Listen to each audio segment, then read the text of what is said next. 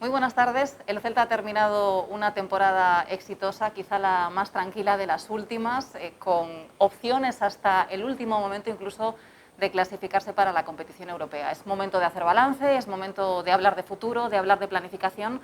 Por eso nos hemos trasladado hasta la sede del Celta, donde ya nos acompaña el presidente del Real Club Celta, don Carlos Mouriño. Muy buenas tardes. Hola, buenas tardes. Decía, no sé si recuerda cómo se siente después de haber no sufrido durante esta temporada, referente a las dos últimas que ha vivido con el Real Club Celta, y con esas opciones incluso, como decía, de hasta la penúltima jornada conseguir lo que hubiera sido ya el éxito total. Sí, la verdad que el fútbol te depara muchísimos estados de ánimo, ¿no? Porque tanto sufres por abajo como sufres por arriba. Es una manera distinta, pero esa inquietud de los sábados, de saber qué va a pasar el día del partido, lo tienes tanto si estás para descender como si estás para clasificarte para Europa, ¿no? Entonces, es la enorme contradicción que tiene el fútbol respecto a los sentimientos. Tanto si tienes una preocupación inmensa por bajar, como una inquietud muy grande si estás peleando puestos para estar donde crees que a lo mejor. Seguro que los aficionados prefieren el sufrimiento y el nerviosismo que se ha vivido esta temporada que el de las dos últimas, sin duda. ¿Qué nota le pone al equipo? Yo le pongo una buena nota porque creo que el equipo ha reaccionado bien, ha conseguido resultados y se ha comportado como un equipo. Y eso es lo que creo que se valora más, ¿no? Todos hicieron un gran esfuerzo, todos han dado lo mejor de sí, se han peleado y han dejado todo lo que tenían en el campo. Claro, cuando todos hacen ese esfuerzo, los resultados se notan y nosotros lo hemos notado por el esfuerzo que ellos han hecho. No olvidemos, presidente, que este equipo llegó a ser colista en la primera división esta temporada. Sí, y además colista y con 3 puntos de diferencia todavía respecto al segundo, que lo hacía más complicado, y si veíamos un poquito más para arriba, pues todavía más, ¿no? Por eso el mérito ha sido muy grande y hay que estar muy contentos de ese esfuerzo que han hecho todos. Acabamos de ver al Villarreal proclamarse campeón de la Europa League. ¿Existe alguna posibilidad, aunque el reglamento diga que no, o como está establecido en los estatutos, de que vaya un equipo español? ¿Alguna posibilidad remota de que el Celta pueda jugar la Conference League? Muy difícil, el reglamento es muy claro. De todas formas, nosotros estamos haciendo una consulta, pero el reglamento es claro y no creemos que lo vayan a alterar en base a lo que se dice de que si tantas federaciones, tantos equipos. Tiene que haber un equipo por federación, pero también la norma dice que cuando un equipo queda campeón, queda excluido ese país de participar, por tanto es muy difícil. Y con la Superliga, con ese expediente abierto y esa posibilidad de que se castigue a los equipos, a Barcelona y al Real Madrid, sin jugar competición europea? A ver, nosotros estaríamos muy contentos, aunque no creemos que sea la manera. Nosotros nunca quisiéramos jugar una competición porque descalifican a otros. Nosotros nos gustaría jugar la competición por méritos propios. Pero si se da, por supuesto que estaríamos muy felices de poder participar.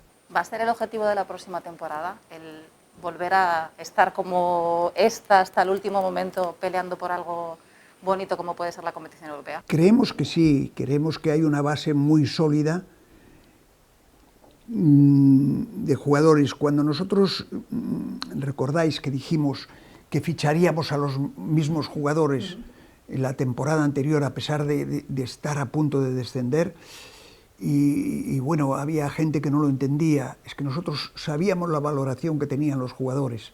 Otra cosa era el conjunto, y el conjunto se logró. Entonces tenemos una base tremendamente sólida para poder soñar, porque es muy difícil con nuestro presupuesto poder competir con equipos de presupuestos tremendamente superiores a los nuestros, pero sí, tenemos muchísima ilusión y vamos a poner todo de nuestra parte para poder estar en la pelea. Ese conjunto del que habla lo consiguió Eduardo Coudet. Sí, o sea, en el campo. Hay que pensar que esto funciona como un equipo en todos los órganos.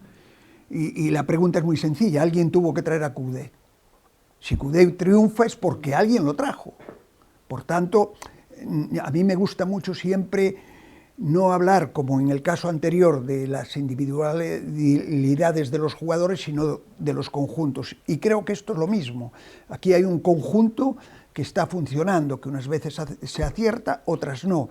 Pero lo que más nos gustaría es que funcionara el conjunto. El conjunto funcionó para poder traer un buen entrenador, que ha sacado unos resultados extraordinarios, que estamos contentísimos con él, y el conjunto funciona porque todos los jugadores dieron el máximo rendimiento y se han esforzado al máximo. Pero para eso hay un trabajo de secretaría, un trabajo de economía para ver qué se puede traer y no. O sea que yo lo que siempre destaco es el Celta como institución, y los resultados deportivos son los que más se aprecian por la afición, pero para llegar a esos resultados deportivos hay que tener un gran trabajo detrás que te pueda permitir lograrlos. Y dentro de ese conjunto, habla de la Secretaría, habla de la dirección, de la presidencia, ¿cómo van esas conversaciones para que Eduardo Coudet siga siendo el entrenador del Celta? Bueno, las conversaciones también, y muy tranquilos todos, él y nosotros, porque está firmado un año más de contrato, él está dispuesto a cumplirlo y nosotros estamos felices. ¿Que queremos dar un paso más allá? Por supuesto que sí, nos gustaría tener más tranquilidad hacia el futuro con un entrenador ya más definido por 2 o 3 años. Pero claro, eso no solo depende de nosotros, depende de todos. Como sabéis, y lo hemos dicho siempre, hay una cláusula de rescisión que se puede acoger a ella e irse. Por tanto, está más en sus manos que en las nuestras. Por nosotros estaría aquí muchísimos años. ¿Le preocupa que ahora que han encontrado un entrenador que nuevamente ha generado esa ilusión entre los aficionados que se habían desencantado en las últimas temporadas por todo lo que se ha sufrido, pase algo similar que lo que ocurrió con Berizzo? Bueno, es que la situación es la misma. Nosotros, Berizzo, y además lo confesó públicamente, que se fue ganando menos dinero al Sevilla que lo que le daba al Celta, por tanto, lo que la gente entendía que era un problema de dinero, él mismo confesó públicamente que no era un problema de dinero. Pues ahora puede pasar lo mismo, por supuesto que puede pasar lo mismo, pero ahí nosotros no podemos hacer nada. Todos los jugadores, todos los entrenadores tienen una serie de aspiraciones que nosotros entendemos, a lo mejor no compartimos por la filosofía que tenemos, pero entendemos, todos quieren mejorar, todos quieren estar en un equipo más grande que el Celta y mueven sus fichas para estarlo.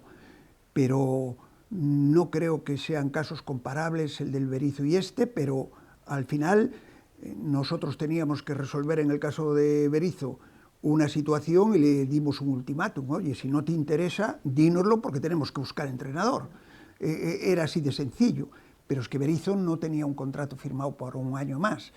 El Chacho sí, por tanto esperemos que lo cumpla. Entre lo que quiere el Chacho y lo que está dispuesto a ofrecer el Real Club Celta, ¿existe mucha diferencia? No, es que yo creo que en este momento, como en el caso de Berizzo, no es una cuestión de dinero. El Chacho sabe, porque si nosotros tenemos algo, como decía antes, de conjunto, es que nosotros hablamos con la verdad. El Chacho sabe nuestras cuentas como la sabe cualquier oficinista o cualquier de nuestros directores. Conocen las tripas de la casa, entonces sabe que el Chacho va a cobrar lo máximo que nosotros le podamos pagar. Yo no sé si eso, lógicamente, satisface o no sus aspiraciones, pero yo creo que no solamente tenemos que hablar de economía, sino que tenemos que hablar de las aspiraciones de cada cual deportivas. Y efectivamente, a lo mejor si le aparece un equipo muchísimo mejor, pues toma la decisión de irse. Pero ahí nosotros no podemos hacer nada, como no pudimos hacer nada en el caso. Se fijan un tiempo, le han dado un plazo para, pues, si aparece alguna oferta, porque al final, si en el caso de que el Chacho decida aceptar una oferta si llegase en su momento, el Celta tendría que actuar. Sí, no, nosotros no le podemos poner ningún ultimátum al Chacho porque tenemos un contrato con él, es como cualquier jugador. Acordaros que hay jugadores que el último día de fichajes han pagado la cláusula y se han ido. Por tanto, nosotros confiamos en el Chacho, como decimos, creemos que tiene la temporada firmada y la va a hacer, pero claro, esa decisión nosotros no la podemos anticipar ni le podemos poner ningún plazo. Por supuesto que no, él es muy libre de hacer lo que crea que debe de hacer, ¿no? ¿Cuál es nuestra confianza? Que él quiere quedarse y nosotros queremos que se quede. Pues oye, ya tenemos mucho avanzado. Condenados a entenderse. El que sí va a seguir una temporada más, lo confirmaba ayer, es Felipe Miñambres. Yo creo que sí, lo que yo dije ayer es que por nosotros sí, que tenemos que tener una charla con él, que tuvimos el primer contacto ayer, la seguiremos teniendo esta semana para concretar si él también está en disposición después de tantos años, que sabes que eso cansa, que eso va minando. Yo creo que es de los directores que más tiempo lleva seguidos en un solo equipo, y también tenemos que escucharle y saber cómo enfoca él la temporada y saber qué es lo que pretende del Celta. Seguimos hablando de nombres propios. Le pregunto por Rubén, que conocíamos que la lesión no está evolucionando tampoco como se esperaba. Si existe la posibilidad o se plantean el incorporar a otro portero. Sí, es una posibilidad que tenemos que tener encima de la mesa. No de una forma definitiva, porque Rubén tiene todavía un mes antes de saber si se opera o no, ¿no? Es el plazo que le ha dado el doctor. Pero si Rubén dentro de ese mes tiene que operarse, entonces serían 4 meses más y se perdería un tercio de la liga. Tendríamos que reaccionar, por supuesto que sí. Sergio Álvarez, le quería preguntar, ya que hablamos de porteros. Vimos un acto muy emotivo en el Estadio Municipal de Balaídos. No sé si cuando empiece la temporada, se retome la normalidad, con más afición en los estadios, se va a hacer algo, y le pregunto a usted como presidente, ¿qué lugar quiere que ocupe Sergio en el Celta? No, bueno, a ver, nosotros creemos que se merece un homenaje de la afición y esperemos que el primer partido, que pueda haber un número considerable de celtistas, él haga su despedida oficial en Balaídos, que fue su casa tantos años, ¿no? Eso lo tenemos muy claro. En cuanto al puesto, pues Sergio tiene la posibilidad de hacer en el Celta lo que él quiera y donde se sienta más cómodo, y lo que él... Pero también hay cosas que a lo mejor su lesión, dentro de lo que él quisiera hacer, no se lo permite. Por tanto, tenemos que esperar todavía para que él decida. Yago Aspas y la selección, presidente, ha sido un clamor estos días. ¿Lo entiende usted? ¿Entiende que Luis Enrique no llame al futbolista que detrás de Gerard Moreno, yo creo que a nivel nacional está en mejores condiciones, con esos 14 goles, 13 asistencias, el máximo asistente de la Liga? ¿Se nos escapa algo para que Yago Aspas no esté en la Eurocopa? Pues si se os escapa a vosotros, también se me escapa a mí, porque igual que vosotros, igual que la afición, igual que casi todos los medios de comunicación de España y todos los periodistas, es una decisión que no se acaba de entender. Nosotros tuvimos aquí a Luis Enrique de entrenador y sabemos que tenía unas convicciones tremendamente fuertes. Entonces, algo tuvo que tener para que no lo convoque, pero no entra dentro de ninguna lógica. Hablamos de justicia. Planificación para la próxima temporada. Hablemos de futuro, ya están trabajando en ello. ¿Bajas seguras que vayamos a tener para la próxima temporada? Hombre, nosotros tenemos que pensar que las bajas seguras que podemos tener, porque no son jugadores nuestros, es la de Murillo y es la de Aarón. Esas dos bajas las tenemos que estar considerando y tenemos que empezar a ver los refuerzos que pueden venir, siempre y cuando no lleguemos a un acuerdo con los equipos. Esto es un tema muy difícil, porque en la temporada pasada, cuando también me preguntabais por Murillo, yo siempre negué que pudiera jugar en el Celta, porque claro, las condiciones que nos estaban pidiendo para nosotros eran irrealizables, era imposible llegar a lo que nos pedían. Entonces decíamos, no, Murillo nunca va a jugar ya más con nosotros. Hubo después, al final, un acuerdo ya en el último momento de los fichajes y de las inscripciones, y lo pudimos traer. Pero si nos hubieran obligado a pagar lo que ellos querían, Murillo no hubiera estado con nosotros. Es una pena porque está tremendamente integrado, él se quiere quedar aquí, pero claro, tiene un equipo que reclama una serie de condiciones y de dinero para que pueda salir, que creo que Murillo sabe que nosotros no podemos pagar, desgraciadamente. Ojalá pudiéramos hacerlo, porque significaría que seríamos de los grandes, como el equipo grande que le estaba en Italia. Es decir, que si siguen no será porque se va a comprar o se va a hacer efectivo ese traspaso, no, se intentará renegociar la cesión nuevamente. O si nos dicen que lo pueden dejar en una cantidad accesible para nosotros, lo estudiaríamos. Claro, si partes de los 16 millones que tiene de cláusula, es imposible. Lo mismo pasa con Aarón. Exactamente igual. ¿Qué pasa? Que dentro de nuestras planificaciones, que no siempre se cumplen, tú te vas poniendo unas metas de cuándo los jugadores que fichas deben de estar en la ciudad.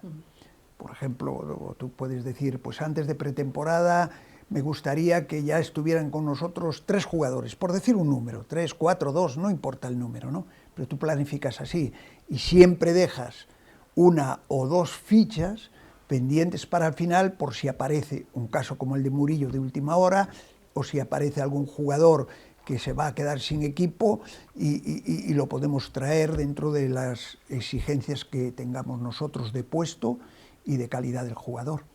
Entonces, esa es la forma un poco que trabajamos. ¿Qué va a pasar con el Toro Fernández y con Juan Hernández? Bueno, ellos se tienen que incorporar. A partir de ahí, de Juan Hernández hay una serie de equipos que quieren que se vuelva a ceder. Él hará la pretemporada seguramente con el primer equipo, ahí decidirá ya el entrenador, y después está la posibilidad también de que él pueda estar en la Pro si quisiera, con la posibilidad de estar subiendo al primer equipo. Pero bueno, esas son decisiones ya conjuntas que tiene que tomar primero el entrenador, después él, saber si se quiere quedar, si se quiere ir cedido. O sea, en muchos de estos casos, una cosa es lo que piensa el club, otra es lo que piensa el cuerpo técnico, otra es lo que piensa la secretaría y otra es lo que piensa el jugador. Nosotros tratamos de reunir que todos vayamos de la mano porque es lo mejor para todos, pero hay casos que se difiere y se tienen distintas formas de ver. Se lo pregunté el día de la última rueda de prensa, se lo vuelvo a preguntar en Remor. ¿Es un problema para el Real Club Celta, dado a la elevada ficha que tiene el futbolista turco y que no se ve que se pueda reconducir? Sí, para nosotros en Remor, como algunos otros jugadores, el caso es que efectivamente, mientras tenga una ficha no podemos traer a otro, y al ser una ficha alta, pues nos impide traer un buen refuerzo. Pero lo tenemos asumido dentro de la plantilla y, como decimos siempre, ahí ya depende más del jugador que de nosotros. Si el jugador que ya lleva prácticamente 2 años sin jugar quiere estar otro año sin jugar, pues es un problema del jugador que nosotros, por el contrato que tenemos, no podemos oponernos. Yo creo que sería malo para él y para nosotros, pero es una decisión totalmente de él. Okay Jokuşlu se ha revalorizado, puede ser una de las ventas. ¿Quieren que sea una de las ventas? Mira, a nosotros las ventas no nos preocupan tanto dentro de que tenemos un presupuesto ya concebido y ajustado. ¿Qué pasa? Que ahí otra vez es el jugador el que marca la pauta, ¿no? Él sabe el papel que tiene en Vigo, para nosotros es un magnífico jugador, no nos importa tenerlo o si complacerle si él se quiere ir, no nos importa, pero como siempre digo, el Celta siempre lo que va a revalorizar el equipo por un jugador. O sea, por eso nosotros no le tenemos miedo a las salidas de ningún jugador, por muy bueno que sea en el Celta. Nosotros, nuestra filosofía es que entre el cuerpo técnico, el entrenador y la directiva tengamos que conseguir reforzar el conjunto en su conjunto, como decía antes, aún a costa de una individualidad.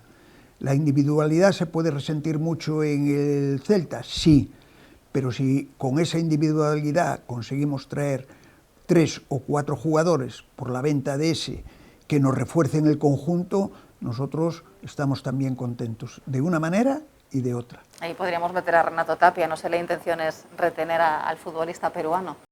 Por nosotros sí, nosotros claro, por supuesto. Nosotros, como decía antes, creemos que tenemos una plantilla ahora con un conjunto muy bueno que con 3 o 4 retoques podría dar un resultado magnífico. Pero también entendemos, como decimos siempre, a los jugadores que quieren aspirar a más, quieren ganar más, y si vienen ofertas y ellos se quieren ir, nosotros tenemos que escucharlas. En un mercado pandémico como el que va a ser nuevamente el de este verano, ¿ya han recibido alguna oferta? ¿Han preguntado por algún futbolista del Celta? No, en este momento no. Hay mucho rumor y, como digo siempre, hay muchísima gente que llama al Celta, pero nosotros no entramos en ese tipo de valoraciones, ¿no? Te llaman, oye, pues este jugador, ¿por cuánto lo venderíais? Si le dices una cifra, lo ponen en el mercado a ver si consiguen a alguien. No es nuestra manera de trabajar, no es nuestra manera de hacer las cosas. Nosotros siempre decimos que cuando se dirijan al Celta sea con una oferta en firme y confirmada, entonces eso hace que nuestro proceso sea muchísimo más lento que el de otros equipos para vender. Una de las cosas que ha supuesto orgullo entre los aficionados esta temporada, presidente, ha sido ver esos 11 en los que la media de futbolistas de la cantera, de la casa, formados en Amadroa, era de 6-7 futbolistas. Sí, nosotros acordaros que subimos con una media de 8 jugadores de segunda a primera de la cantera. Al siguiente año tuvimos una media de 7 jugadores de la cantera y no nos dio. Salimos también raspado aquella primera temporada que subimos de segunda. Consideramos que teníamos que hacer una mezcla. En este momento creo que estamos en el punto más alto de la cantera, no por los jugadores que están y que han jugado, sino por esa gran camada de jugadores que viene detrás, que viene empujando fuerte y que va a meter en muchos líos al entrenador. ¿Cómo va a ser precisamente la política del Celta? Porque si quizás chocaba el ver tantos canteranos en el primer equipo y ver menos en el filial. Ya explicó en su día que era motivado por el intento de luchar por la segunda división. Con el cambio de categoría, ¿cómo va a ser este año la política en el Celta B? Sí, o sea, ese cambio se tenía que dar. Nosotros pensábamos que salir de una etapa juvenil era muy complicado para llegar a los primeros equipos. Entonces creíamos que necesitábamos un equipo muchísimo más potente para que esos jugadores nuestros de nuestra cantera estuvieran más cerca de pasar al primer equipo. Y eso solo lo conseguíamos si jugábamos en la Pro. Si no, ya eran 2 categorías distintas las que tenían que superar para llegar al primer equipo. Ya tenían que jugar en la primera federación y en la segunda de la liga para poder llegar al primer equipo. Si ahora estamos en la Pro, solamente es un salto el que tienen que dar. Entonces sacrificamos los jugadores de la cantera por hacer un conjunto que pudiera subir y lo conseguimos. Ahí estamos. Ahora es la forma de tener que potenciar que nuestros jugadores ahí estén cómodos para que les sea más fácil dar el salto al primer equipo. Yo calculo que en la Pro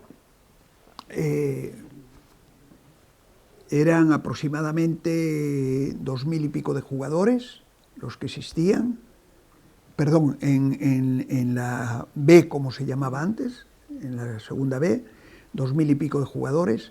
De esos 2000 y pico, ahora al quedar 40 equipos, por una media de 20 jugadores cada equipo, solamente queda reducido a 800 jugadores, y esos 800, por lógica, van a ser los mejores de los 2000 que había abajo, aparte algunos que se incorporen de juveniles y tal, pero por lógica ese va a ser el número.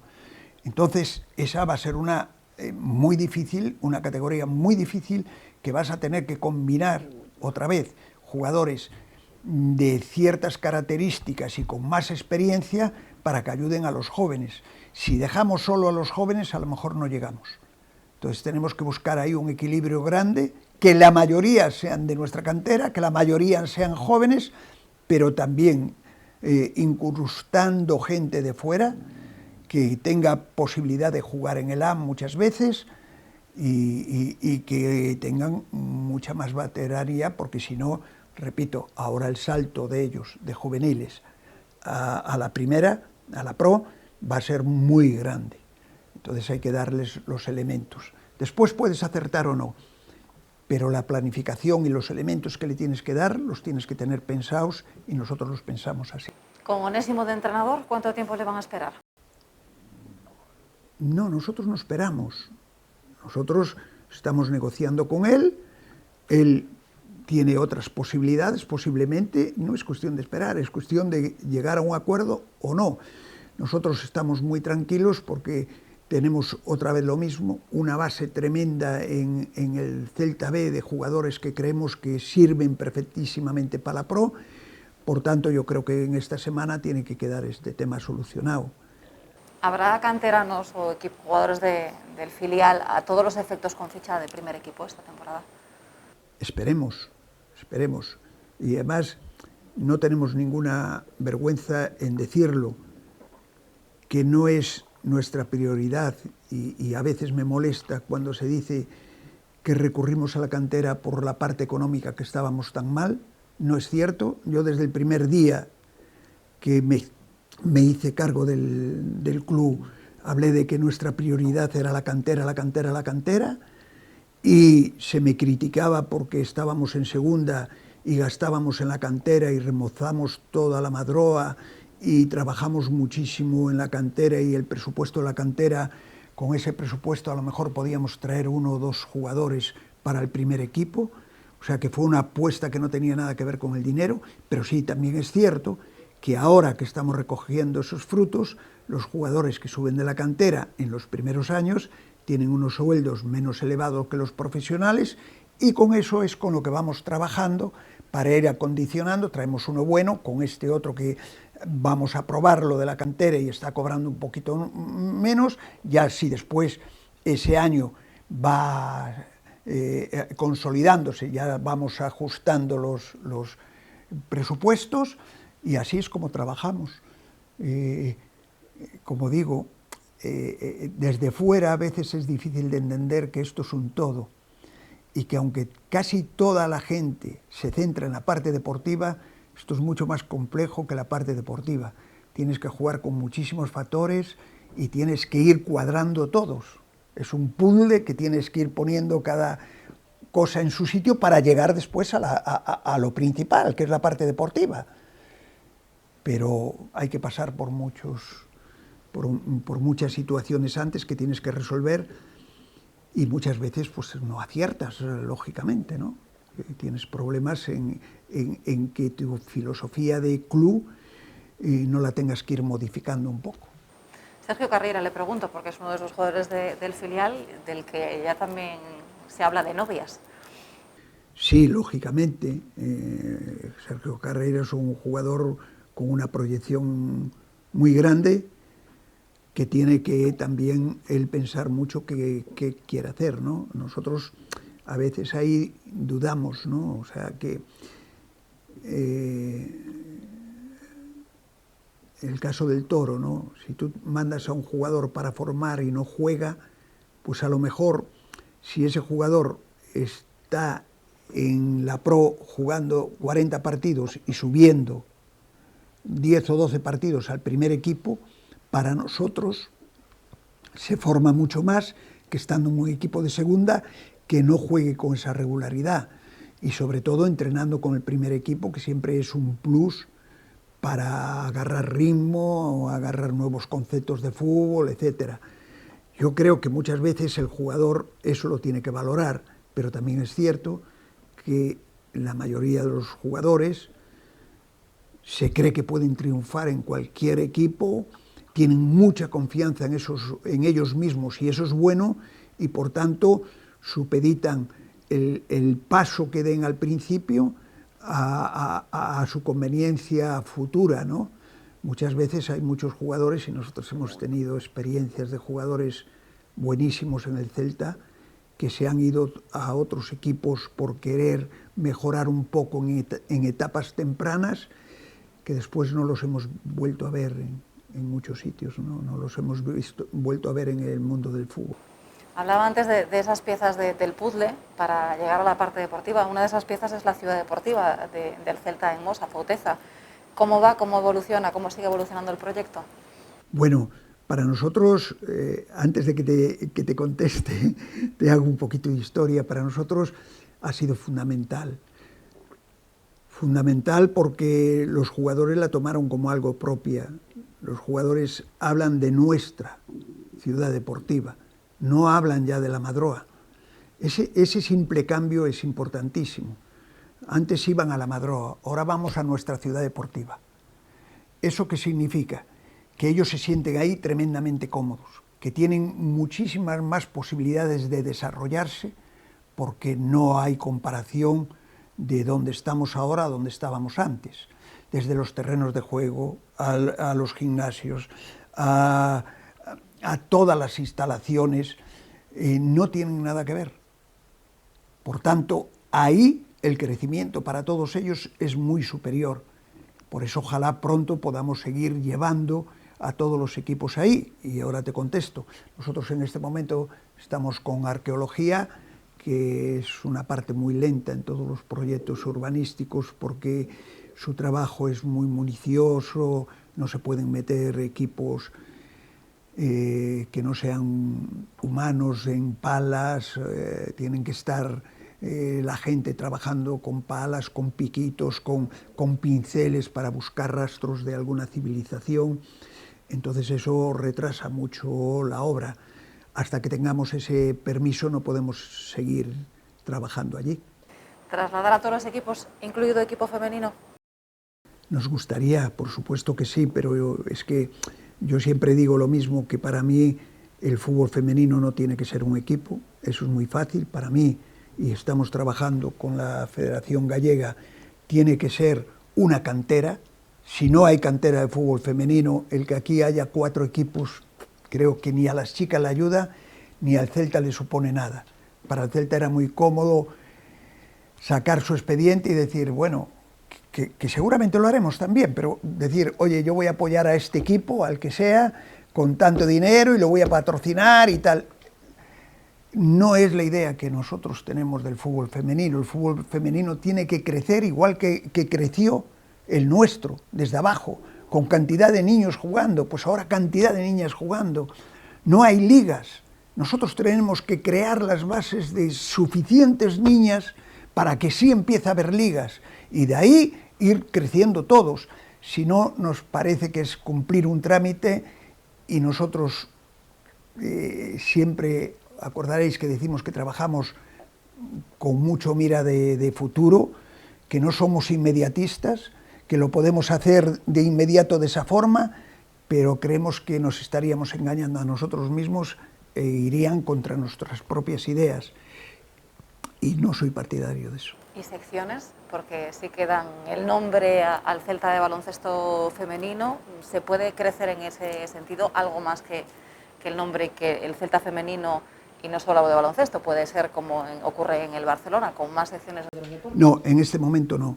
Eso lo tenemos descartado y lo tenemos descartado por un tema tremendamente sencillo. Nosotros en su momento quisimos coger y financiar y tener en la sección de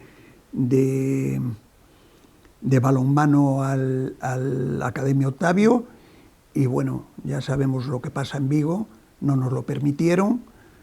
Nosotros lo único que pedíamos para tener la Academia Octavio es que los partidos que nos pusieran en el pabellón no coincidieran con los partidos del Celta, cosa que no creo que molestase a nadie, y que nos permitieran en los partidos de la Academia Octavio que jugaran con el Celta, hubiera publicidad en el pabellón de los deportes de nuestros sponsors.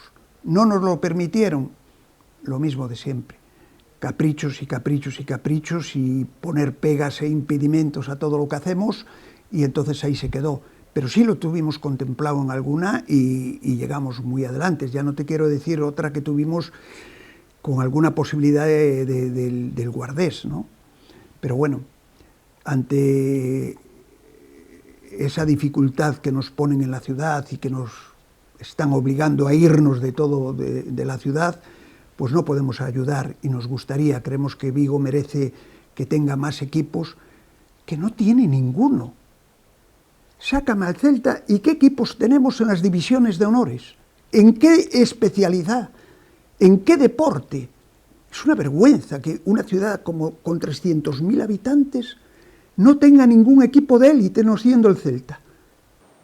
El Anfib, el baloncesto en silla de ruedas, el único que nos queda. Presidente, hablando de esa relación con el Concello y teniendo en cuenta ahora que se ha roto el convenio de Balaídos, le reclaman al Celta por incumplimiento esos 2 millones de euros, ¿es imposible reconducir esa relación, esa situación? Eso tiene muchísima gracia, ¿eh?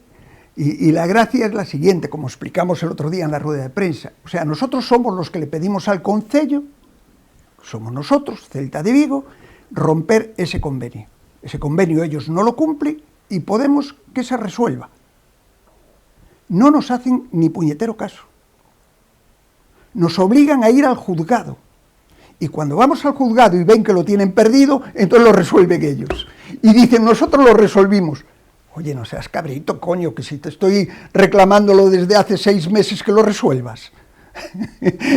Y como sabe que en esa resolución iba una demanda nuestra de daños y perjuicios de 6 millones, que también os lo comunicamos, que no teníamos la cantidad exacta, pero que la íbamos a poner, entonces ellos reclaman 2. Vale, muy bien. Ante el público, una jugada muy buena, pero es una tomadura de pelo a la gente, una tomadura de pelo total, al celtismo y a la ciudad. Es una tomadura de pelo. No lo hicieron voluntariamente, lo hicieron porque nosotros lo exigimos que lo hicieran. Y no nos contestaron nunca, y le metimos varios escritos.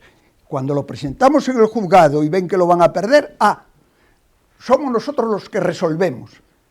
Por favor, es una verdadera tomadura de pelo, pero bueno, esto unido a lo de antes, y eso sabemos que al Celta en Vigo se le ponen todas las pruebas, que el Celta ha tomado ya la decisión de irse de Vigo con la ciudad deportiva, que lo están echando y que nos van a seguir echando de Vigo. Y es una pena porque lo que más nos gustaría a nosotros sería colaborar con la ciudad, porque el Celta es de la ciudad.